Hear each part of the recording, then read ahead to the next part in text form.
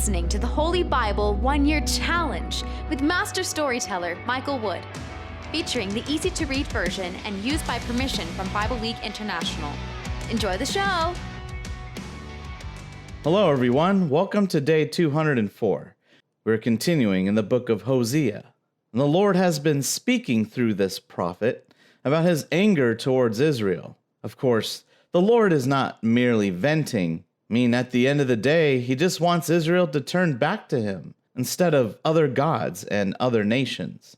Hosea makes an interesting analogy for Israel. He refers to them as a broken dish. And if you think about a broken dish, it has potential, but because it's broken, it's pretty much useless. In fact, it's even dangerous. The only thing we could do with a broken dish is discard it or get the pieces and somehow glue them back together. But in Hosea chapter 9, God lays out the ultimate punishment for the Israelites, and that is to be captive, to be slaves again, to return to Egypt, and they can no longer celebrate in their festivals, and they will not have the food to make sacrifices. Really, the inability to practice their religion, to practice their faith, will be the biggest punishment of all. And we're also continuing in the book of Romans. Paul talks about spiritual matters. The invisible world we don't see with our eyes, nor can science truly measure. And in the spirit world, he talks about the power of sin being defeated by the power of the Spirit. And he goes into the mechanism of Jesus becoming human, which is a body that commits sin, just like we do, and that is a worthy sacrifice to the Lord. So as Jesus suffers and is then glorified, we too share in both the suffering and the glory. If you enjoy the show, visit me at patreon.com/storymaster. You'll find the link in the description box below. By contributing as little as $1 per month, you will enable me to continue this ministry, and you'll get cool rewards too. Together, we're going to get through the Bible in 1 year. Let's get started. Hosea chapter 8. Idol worship leads to destruction. And the Lord said, "Take your trumpet and sound the warning. Like an eagle, the enemy circles over the Lord's people. They have broken my agreement and refuse to obey my law. They cry out to me, 'Our God, we the people of Israel know you.' But Israel has rejected all that is good, so their enemies will chase after them. They chose their kings without asking my advice. They chose leaders without my help. They used their silver and gold to make idols that would lead to their own ruin. Samaria, I reject this calf-shaped idol that you have made. It makes me very angry with you.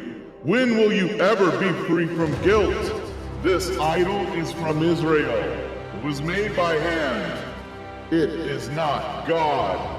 So this calf of Samaria will be broken to pieces.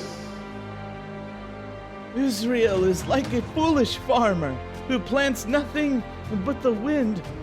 Like the farmer who will harvest a whirlwind, Israel can expect only troubles. They are like stalks of wheat without grain, which will never produce any flour. And even if they did produce food, foreigners would eat it. Israel's people are lost among the other nations. They are as useless as a broken dish. Like a wild donkey that wanders away on its own, Israel has gone off to Assyria. They are looking for someone to care for them, like a man who pays a prostitute.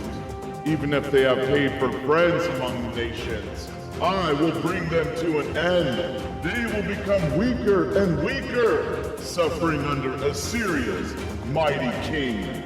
Israel built more and more altars for sin offerings, but they have become places for them to sin. Every bit of my law is written down for them, but they act as if they can't understand a word. They offer sacrifices as gifts to me, and they eat the meat they offer. But I, the Lord, do not accept their sacrifices. I have not forgotten their sins, and I will punish them. They will go back to slavery in Egypt. Israel has built palaces for its kings, and Judah has built many walled cities. But they have forgotten their Maker. So I will send fire to destroy their cities and the walls that protect them. Israel, don't shout for joy like other nations. You have no reason to celebrate. Like an unfaithful wife, you have left your God. You love what your lovers have given you, the piles of grain on your threshing floors. But soon, there will not be enough grain to feed your people, and there will not be enough wine. So your people will not be able to stay in the Lord's land. Israel will go back to Egypt, and they will go to Assyria and eat forbidden food. They will not make wine offerings to the Lord. They will not offer sacrifices of any kind to him. And everything they eat will be like food at a funeral. It will make anyone who eats it unclean. Their only use for food will be to satisfy their hunger. They will not be able to offer it at the Lord's temple. Your people will have no way to prepare sacrifices, no way to celebrate any of the Lord's festivals. And even if they escape this disaster, Egypt will capture them and Memphis will bury them. Weeds will grow over their silver treasures, and thorns will cover the places where they lived. The time for punishment has come, the time to pay for sins. And Israel will know they were wrong to say, "The prophet is a fool. This man who speaks for God is crazy." You will be punished for your terrible sin and the hate you have shown. God has sent this prophet to warn Israel of danger. But wherever he goes, people set traps to hurt him, and they show their hate for him, even in the house of his God. My people have sunk deep into sin as much as they did at Gibeah. God will not forget the evil they have done, and he will punish them for their sins. The Lord said, When I found Israel, it was like finding fresh grapes in the desert. When I first saw your ancestors, it was like seeing the first fruit on a fig tree. But then they came to Baal Peor and offered themselves to that shameful idol. They became as disgusting as the idol they loved. Israel's glory will fly away like a bird. You will stop having children. No woman will ever be expecting a baby or even get pregnant. But even if they ever have grown children, I will make sure they never have a grandchild. When I leave them, they will have nothing but trouble and shame. I once saw Israel as a young palm planted in a meadow. But now, Israel will soon lead their children out to be killed. Lord, give them what you will. And what should that be? Make their women unable to have children or to nurse their babies. And the Lord said, All their evil began at Gilgal. I began hating them there. I will force them to leave my land because of the evil things they do. I will not love them anymore. All their leaders have turned against me. Israel is dying like a tree with a disease. Its roots are dried up, and it cannot produce fruit. Even if they are able to have children, I will kill their precious babies.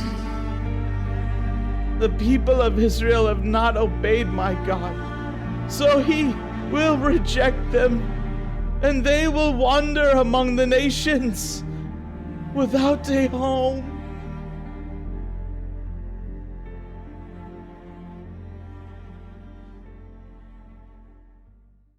Romans chapter 8, verses 1 through 17. Life in the Spirit.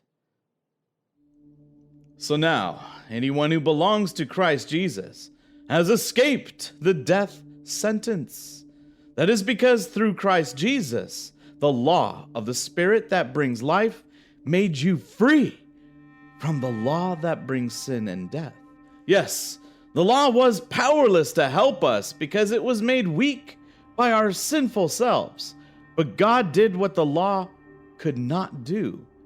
He sent his own Son to earth with the same kind of body that we use to sin. God sent him to be an offering to pay for sin. So God used a human life to give sin the death sentence. God did this so that we could be right, just as the law said we must be. Now, we don't live following our sinful selves. We live following the Spirit. People who let their sinful selves lead them think only about what they want. But those who let the Spirit lead them are thinking about what the Spirit wants. If your thoughts are under the control of your sinful self, the result is death. But if your thoughts are under the control of the Spirit, the result is life and peace. Why is this true? Because anyone whose thoughts are controlled by their sinful self is fighting against God. They refuse to obey God's law, and really, they are not able to obey it. Those who are ruled by their sinful selves cannot please God. But you are not ruled by your sinful selves. If the Spirit of God lives in you, you are under the Spirit's control. Of course, anyone who does not have the Spirit of Christ does not belong to him.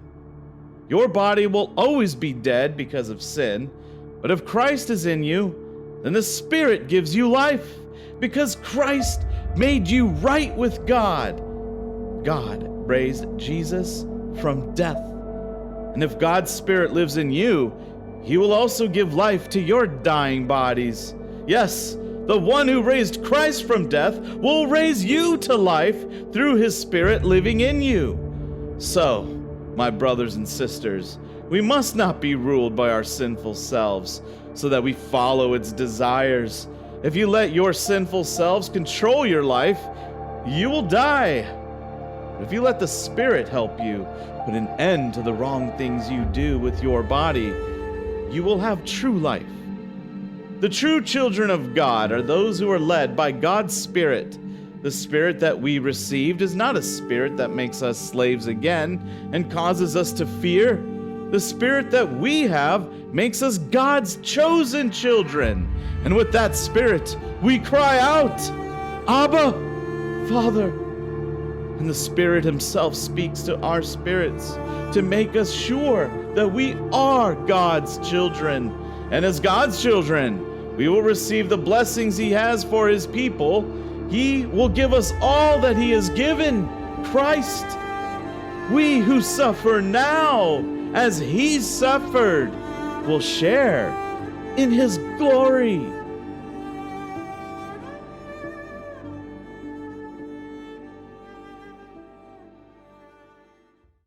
Proverbs chapter 17, verse 25 to 18, verse 6. Foolish children upset their parents and make them sad. It is wrong to punish an innocent person or attack leaders for doing what is right. Wise people choose their words carefully. Those who know what they are doing remain calm. Even fools seem wise if they are silent. They say nothing and appear to be smart. Some people like to do things their own way, and they get upset when people give them advice. Fools don't want to learn from others. They only want to share their own ideas. Do something evil, and people will hate you. Do something shameful, they will have no respect for you. Words from wise people are like a flowing stream or a deep well, the well of wisdom. It is wrong to favor the guilty and rob the innocent of justice. Fools say things to start arguments. They are just asking for a beating.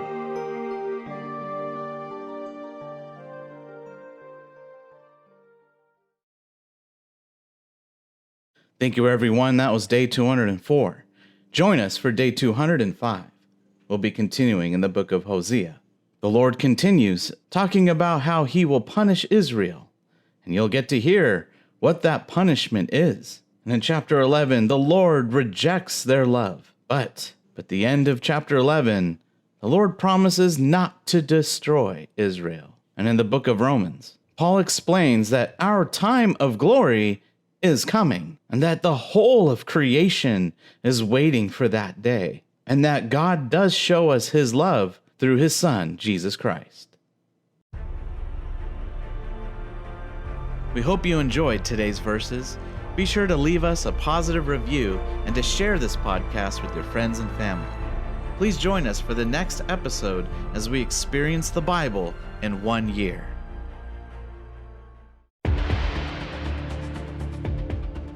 Did you know we offer online courses in creative writing, literature, and web design?